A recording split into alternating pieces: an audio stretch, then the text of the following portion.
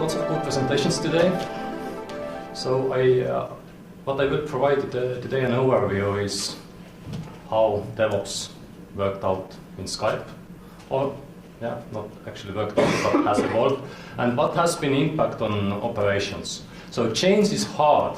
They say that we humans resisted change, but from my perspective, change brings also opportunities for people to evolve, for organizations to evolve.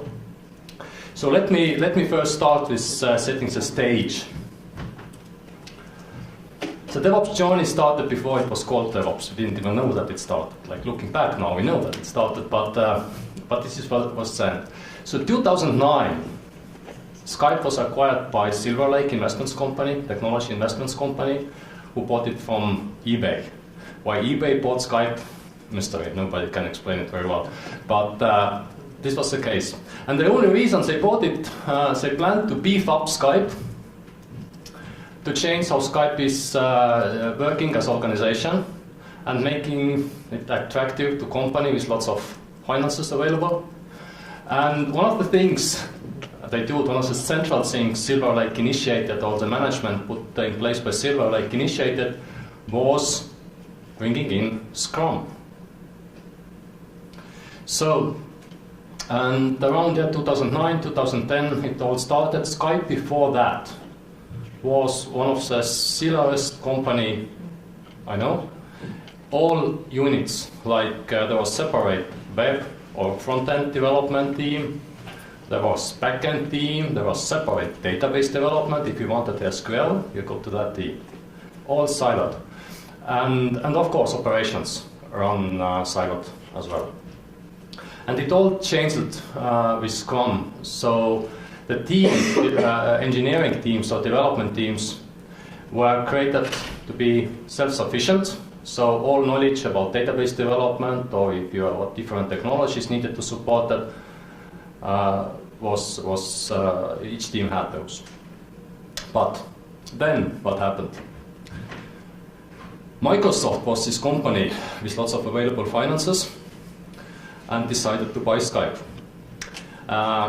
This was important in many different aspects, but one of the most important one on technology side was Windows Azure as a strategic platform for everything new.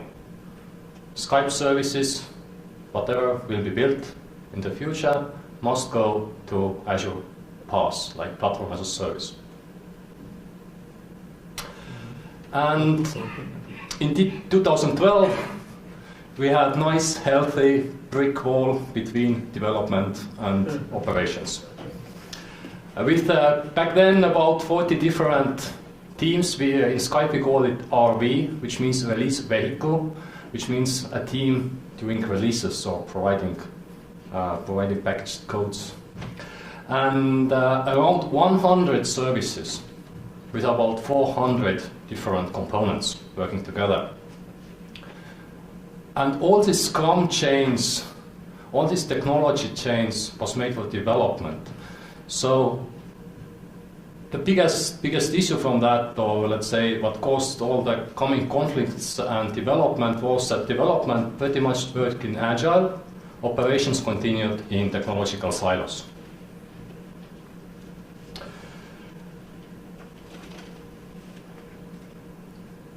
So, but conflict is a good thing, also people say again.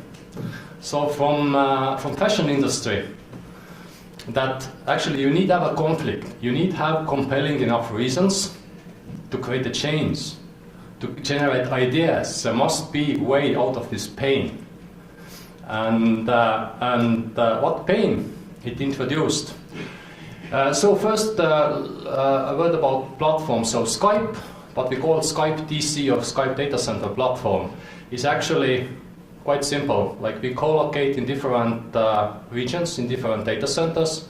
We have our Linux boxes, either bare metal or running on Xen, operating system running in Xen virtual, on top of Xen virtual machines. And it's all managed in traditional IT way. But what we saw there was sharp increase of deploys. So nobody told us that instead of quarterly deploys, I mean ops. I'm back on this ops, so whenever I see we, I mean ops. So, and suddenly, there are 40 teams doing every other week a release and expected to get production. So good old times when like everybody get together, like engineering people, ops, we have big room, lots of screens, like auditorium kind of room, and everybody sit together once a quarter and did a release. It was not the case anymore. So change was very small, like few components were changed and very often. But nevertheless, the workload for operation side remains the same. Also, we couldn't do any more like offload releases, which means like offloading full data center. So how the practice was, the full data center was offloaded. The new versions, new release was put in. And then gradually the traffic was switched back in case of problems. Again, traffic away, problems fixed, again try. So we couldn't do it anymore because the change was so small, it didn't pay off to offload full data center for every other week 40 times. So we moved to phased deploys, which means some instances of application component services, or whatever we would like to call it, were upgraded to next version. If everything was okay, it's the next set of instances until 100% of instances. You can imagine what work it takes to do manually. First, ops deploys, then gets feedback from dev, yeah, everything seems to be okay, you can go to next phase. Deploys, next phase. Deploys, next phase, until 100. It's about 4 or 5 steps, it depends like product. And scheduling all this time, finding people in all the needed teams and then finding time to do that, it was problematic. Service knowledge was now more important than technology knowledge, because products, what they did, or the Scrum teams, they were not anymore technology-centered, they were service-centered. So each team owned a service or set of services. But ops are still silos. And so this was also one of the like areas, you didn't need to go to just one operations team, but you needed different, even like few different operations team to go to get your release deployed. Quite a headache.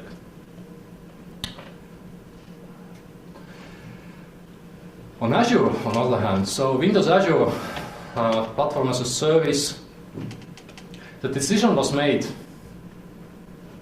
that we don't need operations there. Operations are just on the way doing all engineering stuff.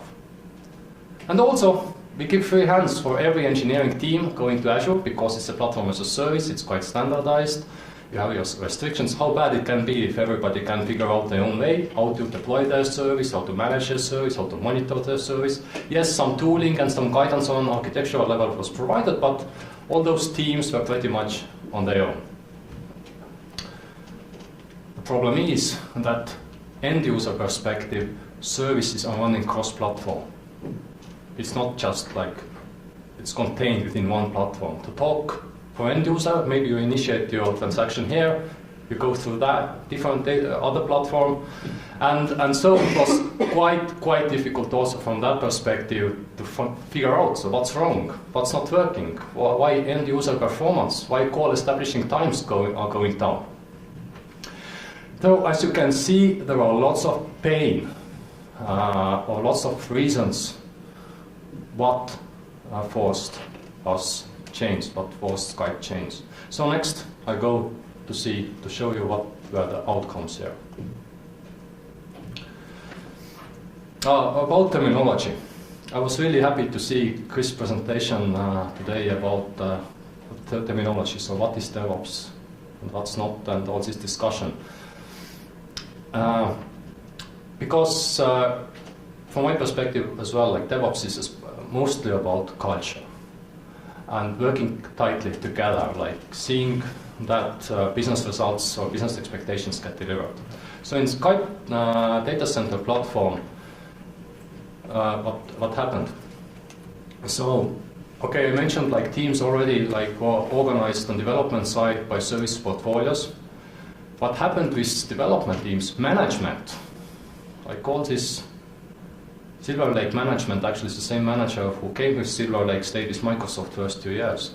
So they pushed responsibility for service health to actually on product engineering side. We have weekly in Skype today as well, what we call life site health review. When all significant incidents are reviewed, there is management present, there are reviewed post-mortems are done already, like post-incident analysis is done already, problem management is done already. So each product owner or engineering manager presents the issue, how we did get into that place and what we are going to do about it. So how we make sure that it's not going to happen again. And this used to be like ops who looked into, so guys, why did you again mess up? Now it's suddenly on product engineering side. And secondly, on call.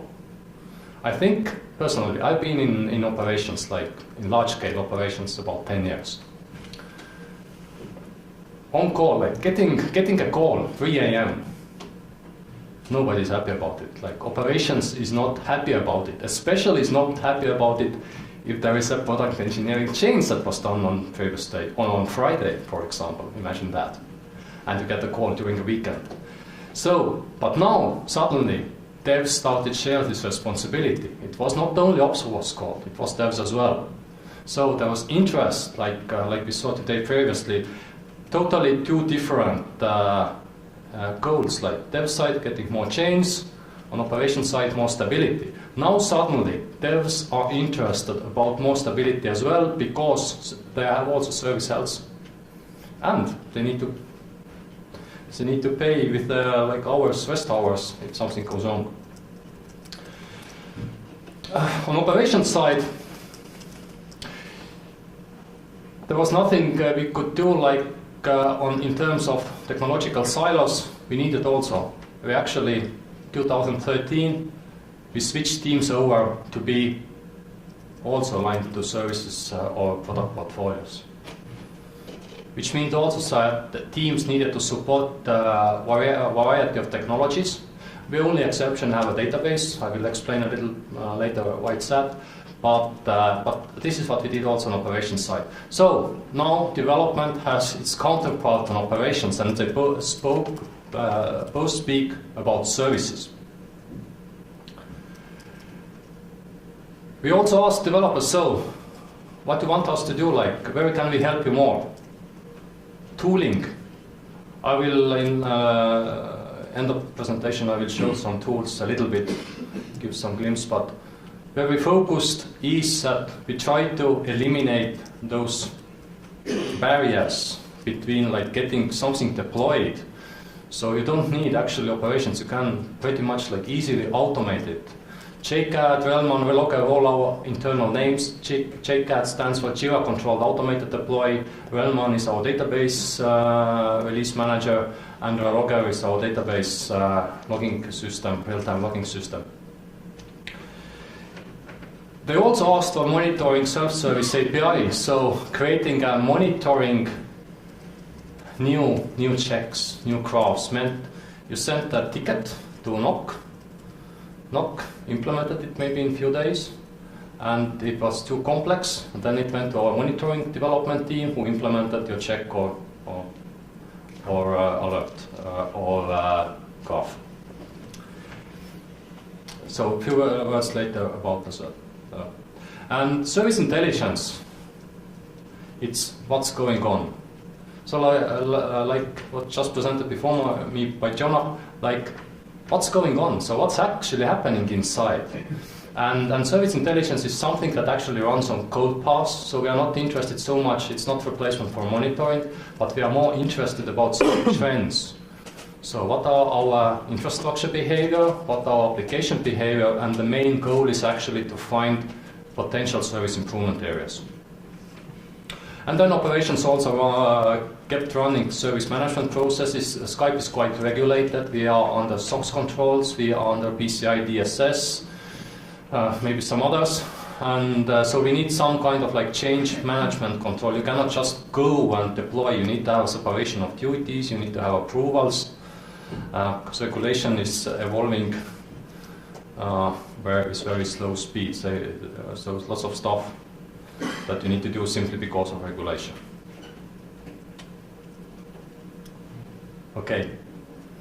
So we're working together today, very in tight cooperations, and we are helping each other.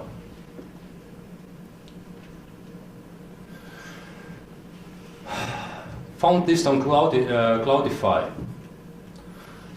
Not sure entirely I believe in that today, but just to illustrate the point, like where we started with Azure. So what I mentioned that who needs sysadmins anyway? So let's do ops without sysadmins. Yeah, maybe there is also attitude from operations side that really cannot deliver real applications on PaaS, but this was the situation. This was where it all started. So I like this little picture about DevOps, this full cycle, like creating services or software, deploying, learning from it, and improving. So this variation has come through several times already today. But development today still has full service accountability on Azure, on PaaS. And they're doing everything there. They're doing monitoring, setting up, so they're taking care of all different aspects. And they're, of course, on call. But there was something missing. Like, services started failing because in PaaS, in Azure, like in some other places as well, you don't have guaranteed availability of your application instances. Like every time the patching is going on, you lose certain percentage at any given time. You may lose certain percentage of your application instances. You need to think about when you design your application.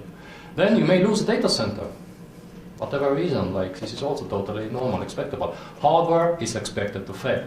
Like you cannot like try to code expecting that the server is always there and things like that. Like we all know, this is expected to fail. We started getting issues. Also, we had about 6 different ways, or six different possible scenarios how to do deployment to Azure. Each team, like some created their PowerShell scripts, some did something else. So whatever was, so very inconsistent. So basically, there still today is no traditional operations. Okay, you don't need anybody. You don't need anybody to do patching there or do this, like provide you virtual machines and things like that. But you need there what we call in Skype and Microsoft service engineering, and I will explain a bit later what's this about. And what you need is also some basic service management standards. You cannot go without standards. You need to have still some change control for your incidents. You need to do post-incident analysis, you need to do like problem management for ITL perspective, things like that. And yeah. So, but now about service engineering.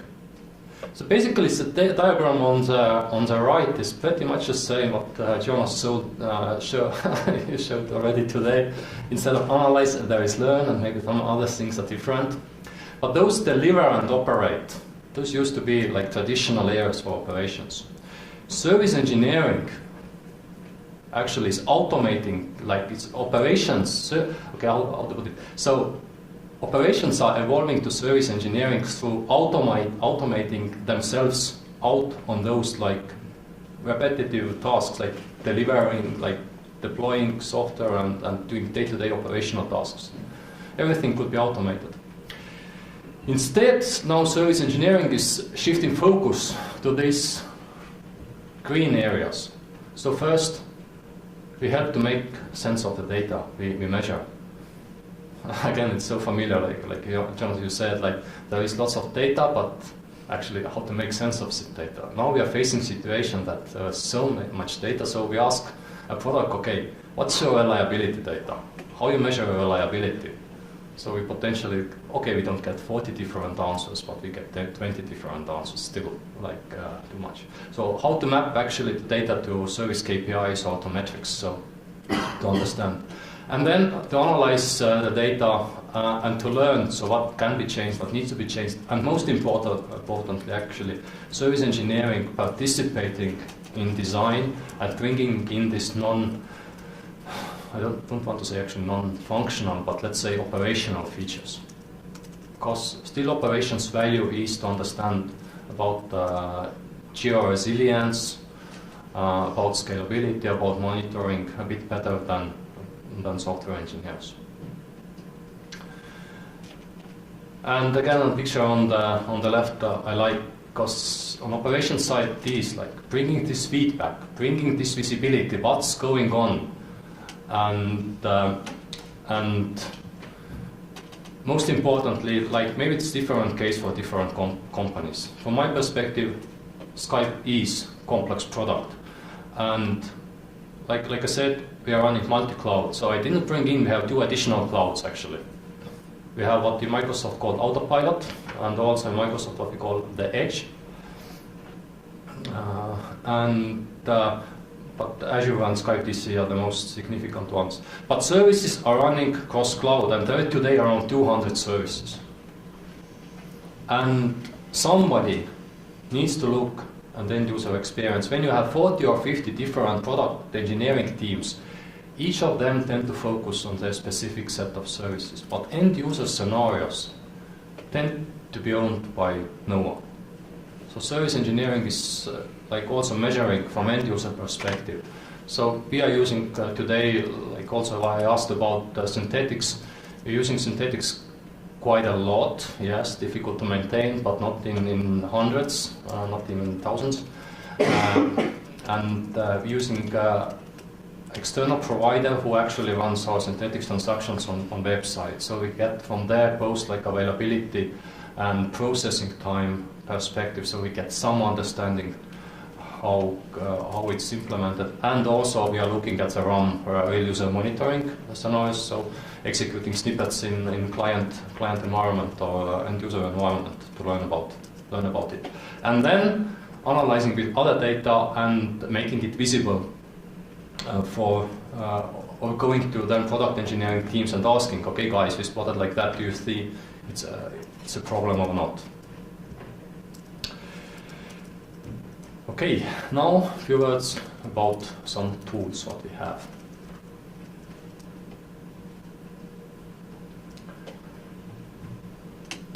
Jira has been in Skype quite a long time and used maybe in the ways it's intended and lots of ways it's not intended. For example, all operations Kanban flows are also implemented on top of Jira. But this tool, why I wanted to talk about this a little bit today, is from my perspective one of the best Skype examples how operations and development are working together to relieve pain on both sides. So Jira is used as a front end, so every task, every work item, everything goes through the Jira in Skype. And you need to get what we call change approval board. So it's not change advisory board like CAB is known often, but change approval board when dev, test, business and operations need to sign off. And once you have a sign off, you can go and deploy.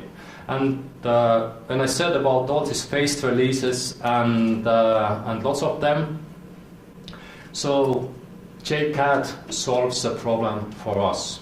And how it works is once you have ticket approved and you also have subtasks approved, you set a label in your Jira issue. We solved it in a very simple way, but it's working. Simple ways sometimes work the best. And then we have Chef, like all those, like most of like about 80% of our application service in Skype DC is Chef controlled. We have also Puppet for the rest of the 20%, but this is not currently There are reasons why it's not in the flow. And in between, we glued it together with some custom-made tools. So first one, Debian deployer, chef deployer, was created by operations, and gradual deployer by one of our engineering teams.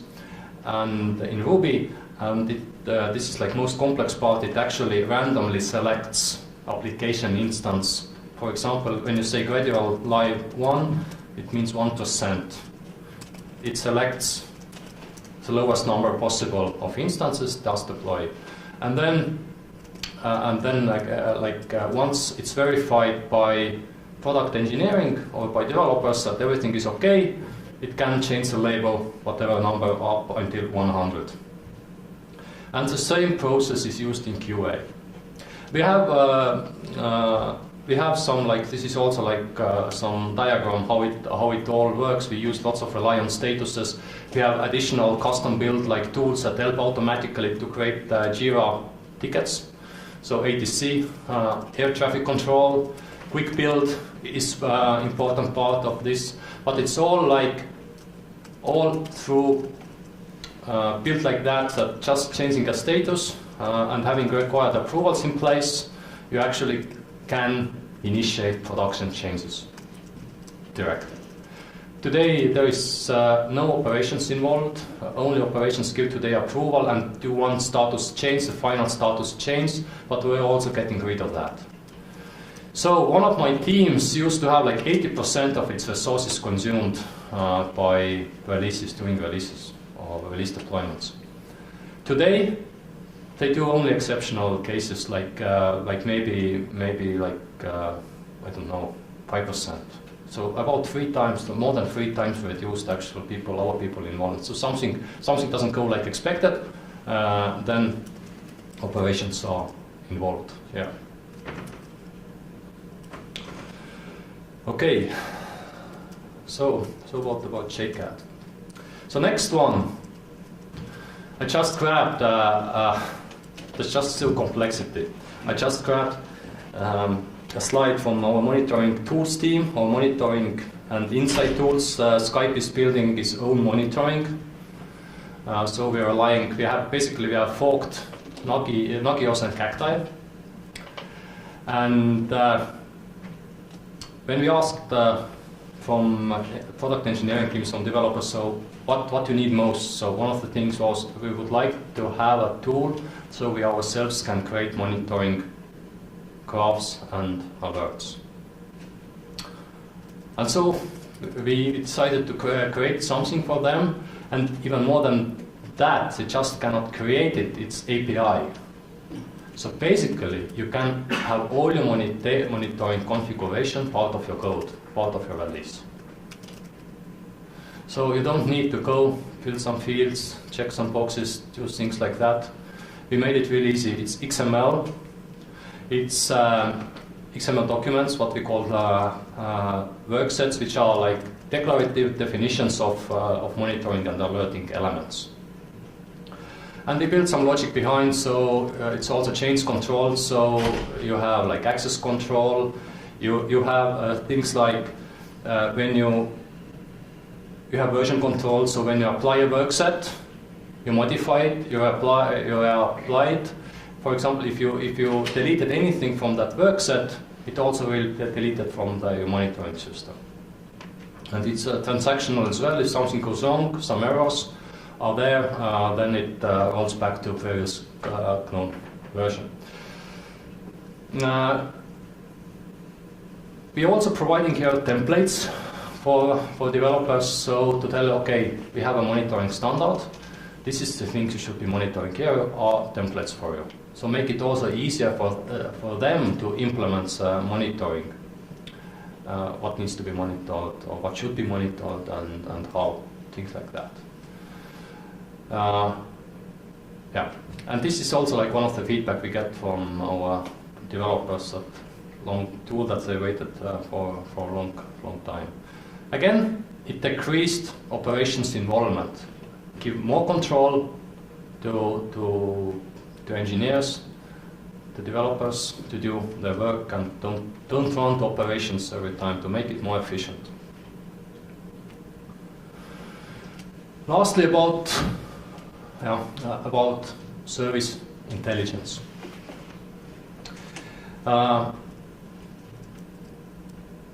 So, like I mentioned before, service intelligence is for code path, analyzing data over longer period of times. One hand, getting all your infrastructure in. What assets, what are your components, security perspective, what are your current vulnerabilities. We have a tool called ConfDB, like where everything is gathered. Every single operating system instance is reporting about those things. What packages are installed and all that stuff. And then we have monitoring. We have current utilization from infrastructure side, from application side. Then we have alerts. Also we have external, like outside-in views. And then there's some service management important data. What is coming in is what are the services, what we're talking about, the incident data, change data, how like capacity allocation and utilization data. It's all gathered and provided to product engineering teams. Either they use ready-made reports through reporting service, or then they also have cubes they can connect to. They can query data, but however they like. So basically, service intelligence is like business intelligence, but for services operational data. It's still work in progress, though these green boxes are in place. On yellow, we are working right now. So, for example, if you look at the graph on the right hand, you see some changes there in utilization. Current, it's like gram usage, percent utilized. So I would like to know, like, what happened? What change did we do? Like, I would like on this timeline having information. So what was the change caused by that trend? And this is six months view. And yeah, that's about service intelligence. Finally, last slide. There was like lots of talk today about that DevOps, kill DevOps talk. So this is journey. This is like where we are today. It's in no ways like end destination. We don't know what end destination is. So there is also a quota that excellence or perfection is a journey that never ends. What helped me and my organization a lot, what you see here is a shingle model from Shingle Institute. I recommend to check it up if you like. You provide email address and stuff like that, so they send you like 60-page PDF, like covering pretty much everything. But why it's important? It provides set of principles, and by principle I mean like principles for me is something universal, like laws of nature. You always can choose your actions, but you cannot choose the consequences of your actions. Consequences are governed by principles. If you treat people bad, they will leave. You cannot control them leaving. Or if you neglect some areas, like bad things start happening. So there is like 10 main principles in Shingle House, and about maybe 20 supporting principles, like respect for people. One of the principles here that lead is humility. So managers also need to be in constant learning mode, listening to the people, things like that. Like Chris said before, like you need to take care of your people. This is foundation. If you don't take care of your people, your house will collapse. And then also like processes. Always something goes wrong. This is process error, not a personal error, and other stuff as well. So basically what the model gives is how to look, where to evolve, what is important, all of this value stream, or like how to look, like where we can optimize, where we can make it more efficient, cost less, make it shorter. Like this is also part of that thinking. I added this slide as a last thought based on the presentation side. I saw today. So with this one, we'll stop only 35 minutes. That's it. If you are interested to reach me, then my Skype is Margus Kaur, and also in LinkedIn. And questions? Yeah. How often are you guys deploying to production? So, considering the number of teams and deploys we have, so every day about, I would say, 5 to 10 deploys every day, except Friday. We don't do deploys. Yeah. We use all methods from infrastructure as a code. So the concept of infrastructure as a code is to commands to use the OES on ECS. Do you plan to use the full methodology for infrastructure as a code?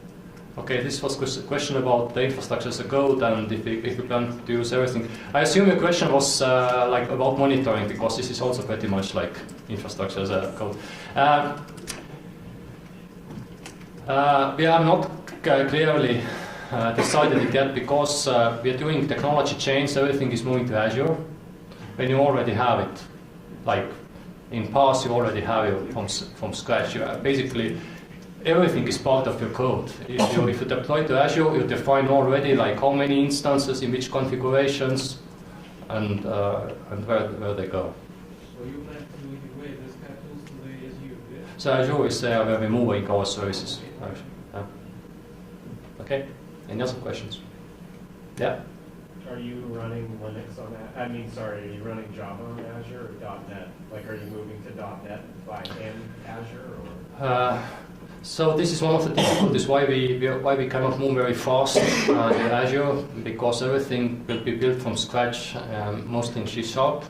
Also, we're using in some places Node.js and some other stuff, but mostly C#, because we still are owned by Microsoft. So keep it in mind. Yeah.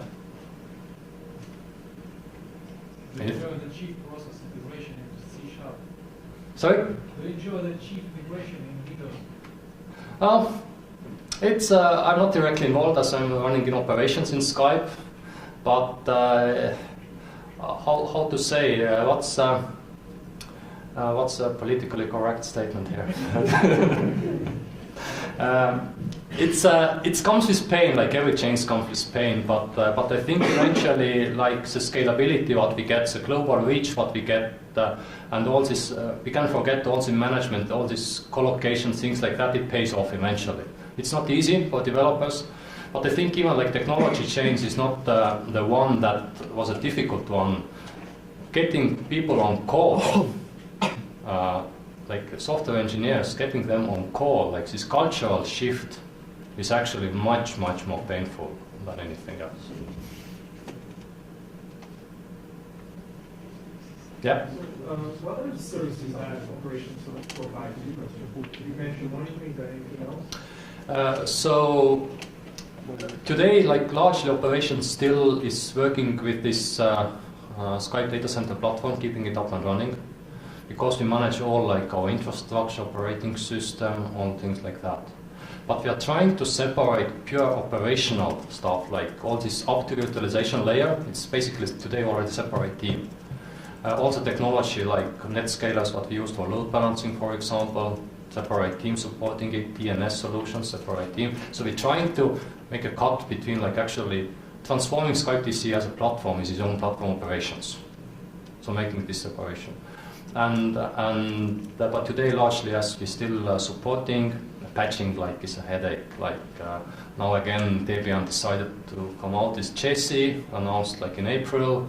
We need to align or line up all our product engineering teams and get their resources to test on Chessy and start deploying it. So things like that.